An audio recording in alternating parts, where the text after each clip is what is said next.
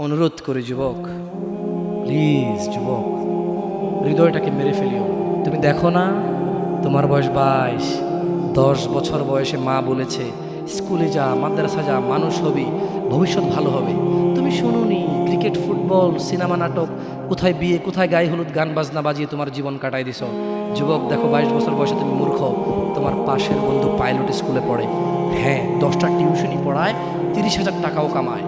হ্যাঁ, তুমি যাকে বিয়ের প্রস্তাব দিচ্ছ কেউ রাজি নাই, ওর জন্য 5টা ঘর আসে, ওর মা বলছে এখনো ছোট, আরো পড়াশোনা করুক, আর তুমি বিয়ের জন্য হন্য হয়ে খুঁজতেছো। কোনো রিক্সাওয়ালাও তোমাকে মেয়ে দিতে রাজি।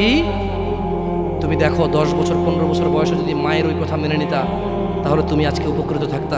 আমি জামশেদ মজুমদার 27 বছর বয়সে এসে তোমাকে বলছি তুমি গান বাজনা ছেড়ে দাও। ইনশাআল্লাহ 60 বছর পরে মারা গেলে, 30 বছর পরে মারা গেলে, 70 বছর পরে মারা গেলে ওই উপকৃত হবা। আর তা না হলে এই গান বাজনার সাথে তুমি তোমাকে ধ্বংস করে দিচ্ছ। যেদিন নিঃশ্বাস বন্ধ হয়ে যাবে সেদিন হলেও বুঝবা, বুঝতে তোমাকে হবেই। জমিনের উপরে বোঝো অথবা জমিনের নিচে বোঝো, বুঝবে তুমি হবে। শোনো, আল্লাহ কোনো কিছু বলেছে আর তুমি বুঝবা না, আহা হা, পার পাওয়া যাবে না। তবে তোমাকে বলি, যা করেছো করেছো, যা গান বাজনা শুনেছো শুনেছো, এবার আল্লাহকে ভয় করে সব ছেড়ে ইস্তেগফার করো, বলো আল্লাহ আমাকে ক্ষমা করেন, আমার এই 2 কানে গলিত সীসা ঢালিয়েন না ইয়া আল্লাহ। আমি ছিলাম কিন্তু আমি উপলব্ধি করতে পারিনি, ইয়া আল্লাহ আজকে আমি উপলব্ধি করছি। আল্লাহ আমি আর কখনো বাদ্যযন্ত্র দিয়ে নিজেকে আনন্দিত করব না। এই হারাম যা আপনার এত আপনাকে রাগান্বিত করে, আমি আর কোনোদিন এই হারাম দিয়ে নিজেকে আনন্দিত করব না। আমি অনুরোধ করব, চিটাগং শহরে থাকি বেশি দিন হয় না, তবে কারো বিয়ে হলে আর 2 দিনও ঘুম হয় না, এত পরিমাণ গান বাজনা বাজায়, আল্লাহি হৃদয় ভেঙে যায়। আল্লাহর কসম, কি দিয়ে বুঝায় আপনাকে?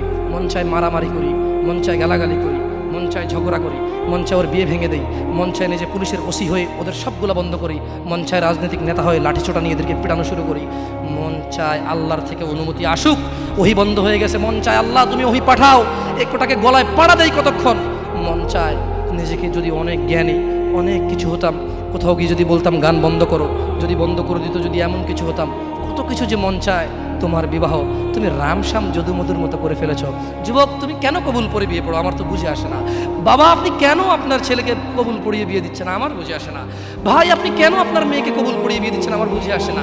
আপনার মেয়ে হলুদ কাপড় পরে, মাথার মধ্যে খোপা দেয়, 3 জন এসে দুধ খাওয়ায়, 4 জনে কোলে নিয়ে নেয়, 6 জনে গান বাজায়, 10 জন এসে হলুদ মাখে, শুধু বুঝি মৌলবি দিয়ে কবুল পড়ালে বুঝি মুসলিমের বিয়ে হয়? শুনুন, আপনার নবী মুহাম্মদুর রাসূলুল্লাহ সাল্লাল্লাহু আলাইহি ওয়াসাল্লাম কবুলের পদ্ধতি দিয়ে গেছেন, তাই কবুল পড়ায় মুসলমানের বিয়ে মনে করেন না। কিন্তু বাকি যেগুলো করেন এগুলো কার পদ্ধতি? কার? মিথ্যা কথা বলবেন না। হুজুর ডেকে খুতবা পড়ে কবুল পড়ে বিয়ে কার পদ্ধতি? আল্লাহর নবীর। এই গান কার পদ্ধতি? কেন করতেছেন? ওটা তো আপনার বিয়ের অংশ, বিয়ে না হলে তো বাজাতেন না। বিয়েকে কেন্দ্র করে যেমন কবুল বলছেন, বিয়েকে কেন্দ্র করে তো গানটা বাজাচ্ছেন। কয়জন নবীর উম্মত আপনি? আপনার নবীর নাম কি? আই এম আস্কিং ইউ, আপনার নবীর নাম কি? আমার নবীর নাম মুহাম্মদ রাসূলুল্লাহ সাল্লাল্লাহু আলাইহি ওয়াসাল্লাম। Who is the messenger of Allah for you? আপনার জন্য আল্লাহর নবী কে? কোন নবীর সুন্নাত পালন করলেন গান বাজিয়ে? আপনার জন্য আমার বিল্ডিংটা ভেঙে পড়বে, বলে রাখি ছাড়বো না। আল্লাহ তুমি আমার ভাইদেরকে হেদায়েত দাও ইয়া আল্লাহ, ছাড়বো না। এই যে ভূমিকম্প হলো আপনার গান বাজনা বাজানোর কারণে। মুহাম্মদ সাল্লাল্লাহু আলাইহি ওয়াসাল্লাম কি মিথ্যা কথা বলে? কারা কারা হাত তোলেন তো যে মুহাম্মদ সাল্লাল্লাহু আলাইহি ওয়াসাল্লাম জানে না, মুহাম্মদ সাল্লাল্লাহু আলাইহি ওয়াসাল্লাম জানে না, এরকম কারা কারা স্বীকার করে? আল্লাহ নবী বলেছে যখন বাদ্যযন্ত্র বেড়ে যাবে, গায়িকারা সম্মুখে এসে নাচবে, তুমি অপেক্ষা করো, পাহাড়গুলো কেঁপে উঠবে, পৃথিবীটা নড়ে উঠবে। জালজালা ইযা জুলজিলাতিল আরদু জিলজালাহা, যখন পৃথিবী প্রবল কম্পনে প্রকম্পিত হবে। ওয়া খরাজাতিল আরদু আসকালাহা, যখন এই মাটি তার ভিতরে যা আছে একদম লাথি মেরে বের করে দেবে, লাশ হোক আর যাই হোক, মাটি বলবে যে বেরো, বের হও আমার থেকে, বের হও, আমি তোর আর কাউকে রাখবো না। ওয়াকাল আল ইনসান, মানুষ বলবে মালাহা মালাহা, পৃথিবীটা কি হলো, এই মাটির কি হলো? কেন সে কবরগুলো লাশগুলো বের করে দিচ্ছে? কেন সে স্বর্ণ মতি হীরা মানিক্য বের করে দিচ্ছে? মালাহা, এর কি হলো? কেন পাহাড় নড়ে উঠছে? কেন পাহাড় ভেঙে চূর্ণ বিচূর্ণ হয়ে যাচ্ছে? মানুষ বলবে মালাহা, পৃথিবীর কি হলো?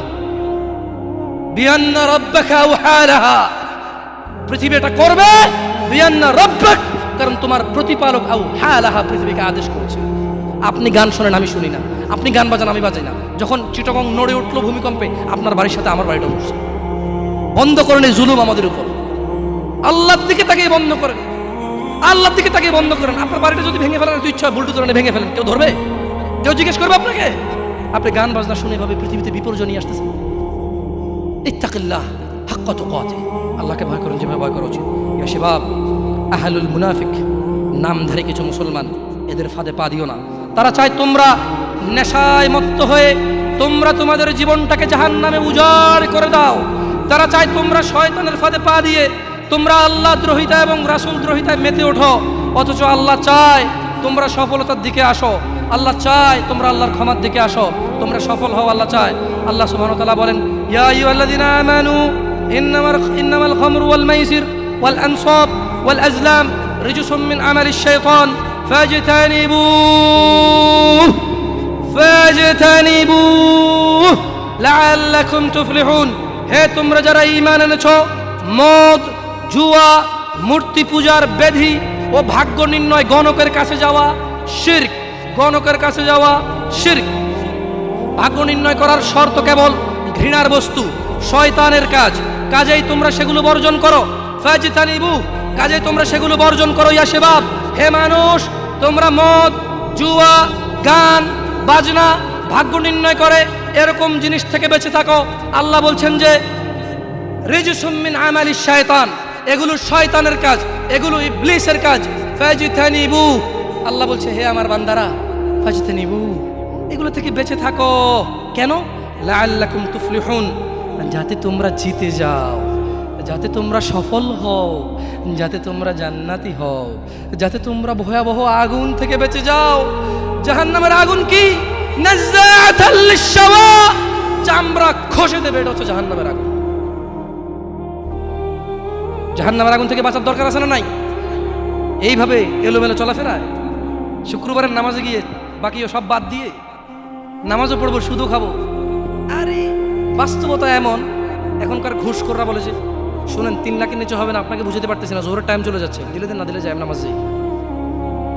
বড় আশ্চর্য, বড় আশ্চর্য। আরে ভাই, নামাজ আল্লাহর সাথে অপরাধ, ক্ষমাকারী কে? জানা আল্লাহর সাথে অপরাধ, ক্ষমাকারী কে? মদ পান আল্লাহর সাথে অপরাধ, ক্ষমাকারী কে? কিন্তু যার থেকে ঘুষ নিছেন, এটা কি আল্লাহর হক না মানুষের হক? ক্ষমাকারী কে? মানুষ, আল্লাহ না। আল্লাহ ক্ষমা করবে না, আল্লাহ নিজের উপরে হারাম করে দিয়েছে এটা।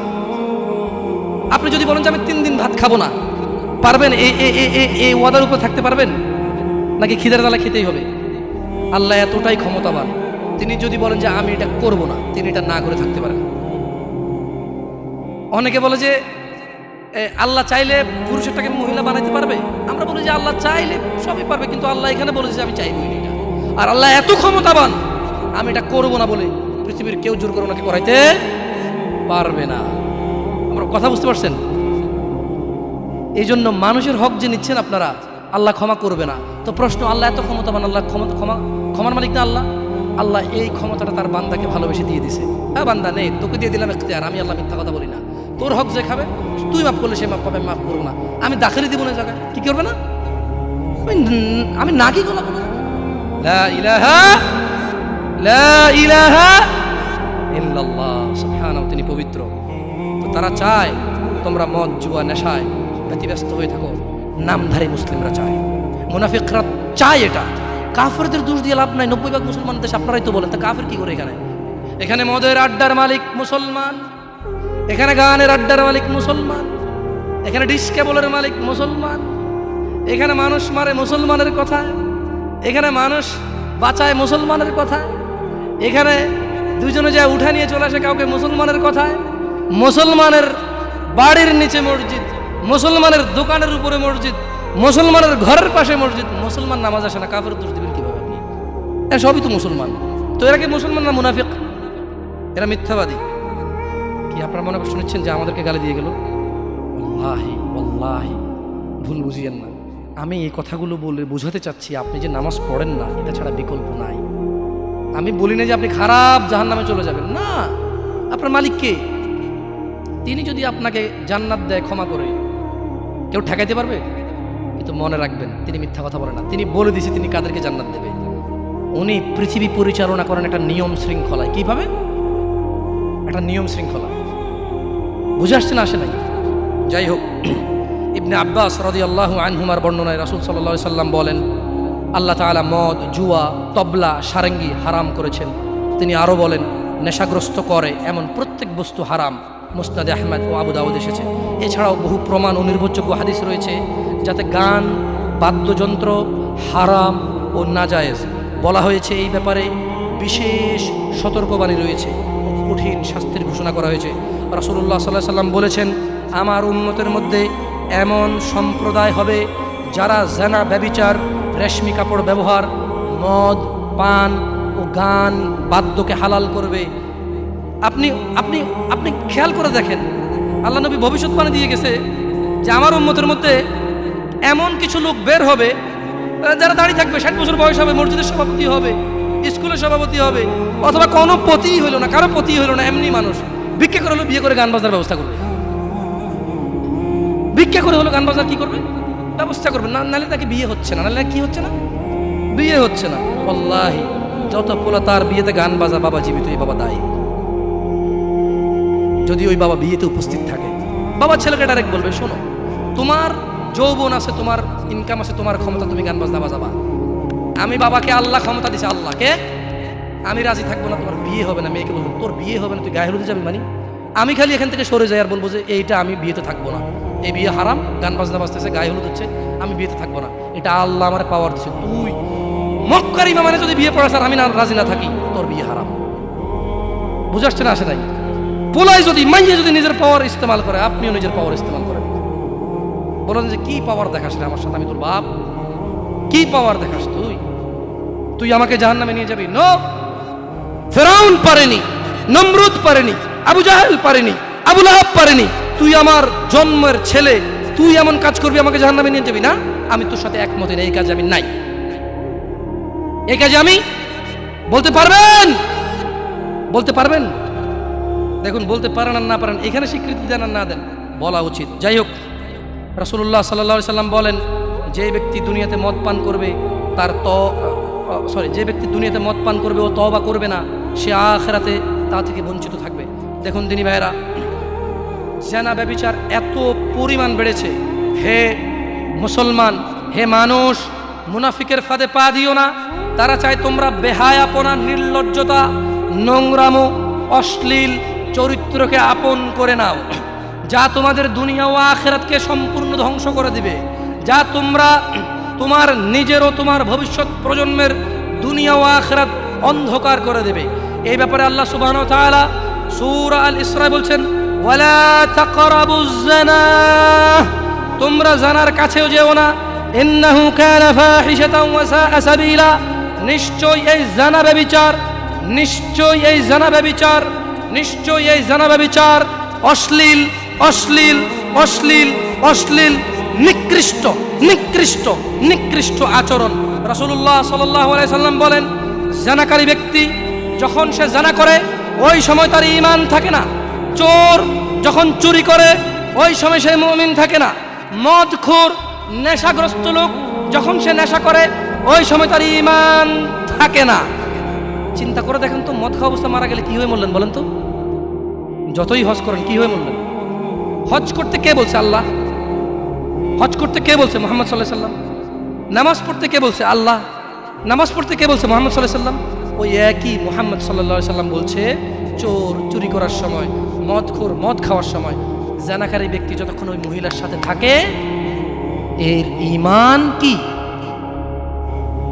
বলেন, কতদিন বাঁচবেন? কে আছেন বলতে পারেন? আবারও পাইলাম না। আমি ভাবছি এতক্ষণ ওয়াজ শোনার পর একটু সাহস হবে, বলবো যে আমি এতদিন বাঁচবো।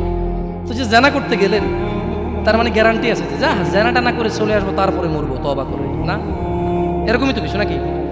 আল্লাহ আমাদেরকে বুঝার তৌফিক দান করুন। দেখুন দিনী ভাইয়েরা,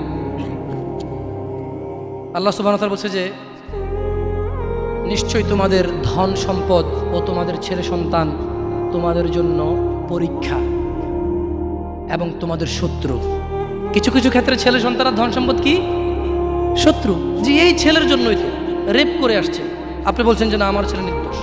5 লাখ টাকা উকিলকে দিয়েছেন, 10 লাখ টাকা অমুককে দিয়েছেন, 3 লাখ টাকা অমুককে দিয়ে একটা মেয়ের জীবন নষ্ট হয়ে গেল, আপনি পরোয়াই করেননি। কার জন্য এটা করেছেন বলেন তো? আপনার নিজের জানা করার কারণ নাকি ছেলে? নিজের জন্য না ছেলের জন্য? হ্যাঁ, তো বলেন এই ছেলে কি শত্রু না মিত্র?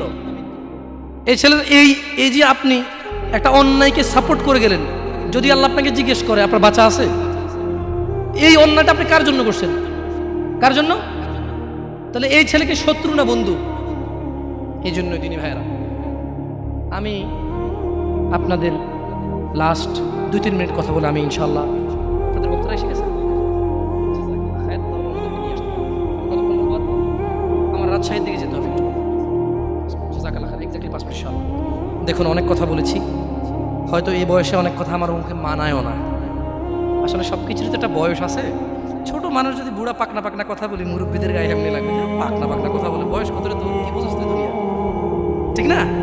তবু আমি আপনাদেরকে বলি একটা কথা, আপনারা আমার কোনো কথায় মনে কষ্ট নেবেন না, আমার হাত পা নড়ে চড়ে একটু বেশি, তো এই জন্য আপনারা অহংকার নিয়েন না। আমি সৌদি আরবে বড় হয়েছি, কি বলবো জানি না, অনেকেই মাইন্ড করেন, আমার এটা নড়ে যায়, কিচ্ছু করার নাই। আমি এভাবে ধরে রাখি অনেকক্ষণ, এভাবে ধরে রাখি অনেকক্ষণ, কিন্তু আবার চলে আসে আমার হাত, বুঝছেন?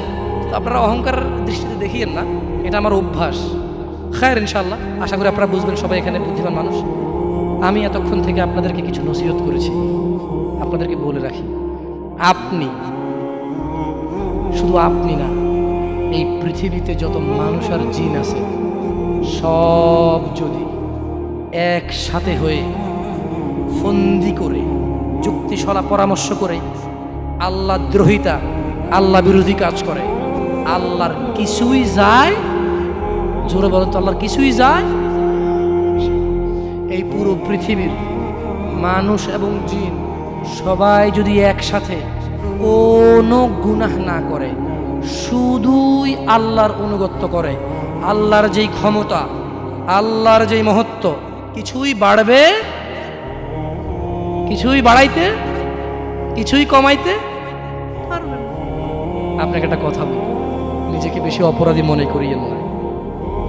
আপনি এত ভালো আল্লাহ পেয়েছেন, আপনি এত ভালো রব পেয়েছেন। বনি ইসরায়েলের একজন লোক 99 জন লোককে হত্যা করলো, তারপর সে চিন্তা করলো আমার ভালো হওয়া উচিত, ক্ষমা পাওয়া উচিত, জাহান্নামের আগুন থেকে মুক্তি পাওয়া উচিত। বাবা, আমি এই জাহান্নাম সহ্য করতে পারবো না, কিভাবে আমি জাহান্নাম থেকে বাঁচব? তখন সে একজন জ্ঞানী লোকের খোঁজ নিল এবং জিজ্ঞেস করলো যে আমার কি ক্ষমা হবে? ওই লোকে বলল যে না না, তোমার তো ক্ষমা হবে না। একবারে তারেও মেরে কতজন পূর্ণ করলো? কিন্তু তার হৃদয়ে যন্ত্রণা কমেনি।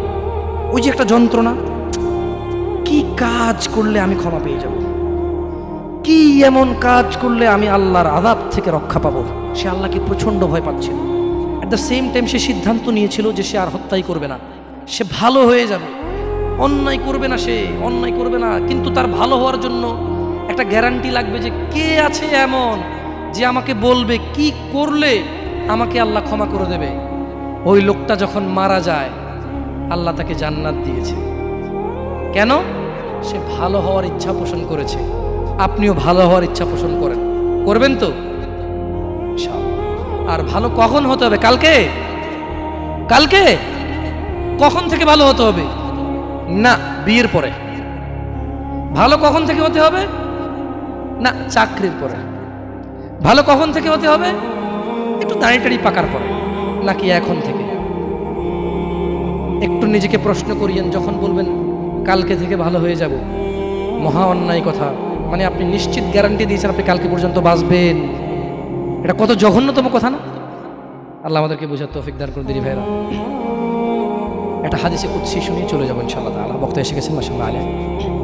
আল্লাহ ইহফাযহু ওয়া ইহফাযকুম। আল্লাহ সুবহানাহু ওয়া তাআলা ফেরেশতাদেরকে ডেকে বললেন, কাকে কাকে ডেকে বললেন? ফেরেশতাকে, যে হে ফেরেশতারা, আমার কোনো বান্দা সে যদি গুনাহ করার ইচ্ছা করে, কি করার ইচ্ছা? তুমি লেখিও না।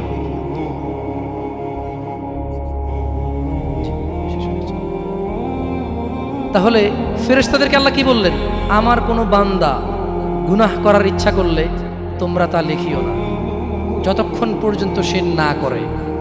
যখন সে এই অপরাধ করে ফেলে তোমরা লেখিও, বাড়তি লেখিও না, যতটুকু করেছে অতটুকুই লিখবা। কিন্তু জানেন আল্লাহ আপনাকে কত ভালোবাসে? এই সেম আল্লাহ ফেরেশতাদেরকে বললেন, শোনো, আমার কোনো বান্দা যদি কোনো ভালো কিছু করার নিয়ত করে সঙ্গে সঙ্গে নেকি লিখে ফেলো। সুবহান। আমার কোনো বান্দা যদি ভালো কিছু করার নিয়ত করে সঙ্গে সঙ্গে লিখে ফেলো। সে এই কাজটা করা পর্যন্ত অপেক্ষা করার দরকার, সে নিয়ত করছে এটা করবে, মাদ্রাসা দান করবে, মাহফিলে দান করবে, মসজিদে দান করবে, সিগারেট ছেড়ে দেবে, এখন থেকে ছেড়ে দিছে, প্রতিজ্ঞা নিছে, এখন থেকে মদ খাওয়া ছেড়ে দিছে, এই এখন এই মাহফিলে প্রতিজ্ঞা নিছে, ইনশাআল্লাহ তাআলা ফজরে আমার যা হয় হয়, মসজিদ আমার চেহারা দেখবে, আমি মসজিদের চেহারা দেখব। আল্লাহ বলছে যে ফেরেশতা লিখে ফেল, লিখে ফেল। এখন কিন্তু ফজর হয়নি, তো এই লোকটা এরকম প্রতিজ্ঞা করে যদি সে মসজিদে ফজরে উপস্থিত হয়ে যায়, যদি সে মদের বোতল আসলো কিন্তু খেলো না, জুলুম করার সুযোগ আসলো কিন্তু করলো না, সে এবার এই ভালো কাজটা বলে করেও ফেলছে, রাইট? আল্লাহ বলেন যে ফেরেশতা বাড়ায় লেখ, 10 থেকে 700 গুণ বাড়িয়ে দে। ইয়া আল্লাহ, ইয়া আল্লাহ, আমরা তো এতটা অপদার্থ হয়ে গেছি, এতটা নিমুখারাম নাফরমান হয়ে গেছি, ভালো কিছু করার নিয়ত করি না। কোনো হুজুর আসা ঠিক কিনা, সবাই ঠিক, তারপর শেষ, সব শেষ। না, আমাকে ঠিক বলতে হবে না, এখানে সবাইকে শুনে ঠিক বলতে হবে না, আপনি ঠিক হয়ে যান। আল্লাহ আমাদেরকে বোঝার তৌফিক দান করুন।